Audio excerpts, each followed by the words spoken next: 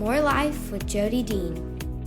Even as hope appears on the horizon, COVID cases continue to climb, affecting more of our loved ones, friends, and neighbors by the day. We are created as responsive beings. And how many times we cannot see the solution for a problem because we are in such a negative state. So it's observing yourself in the process too.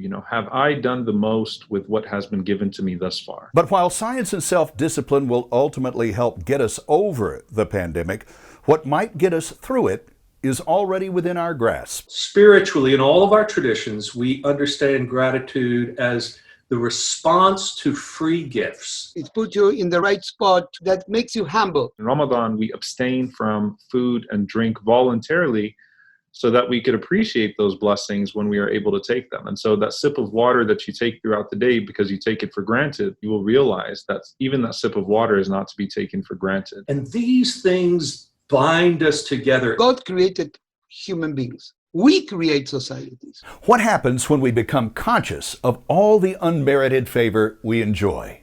What happens when we start to live in that awareness beyond the late November day set aside to acknowledge it? Gratitude has to do also with hope, because you trust that help will come. Whether you are a religious person or not, you do have a sense of the givenness of life. You are purposeful and happy, you're grateful. To be responsible is to answer this gift to us. Why don't we change Thanksgiving to thanks living? But it's more than just meeting need. It's reminding us of who we are, what we've been given, where we've been, and what we can do. What we have when we see those sorts of things is a picture of the way God designed us. A realization of grace received, and in that, the seeds of grace bestowed. We fill our own voids by being a part of filling the voids of others. Emerson once said, "The only real gift is a portion of ourselves."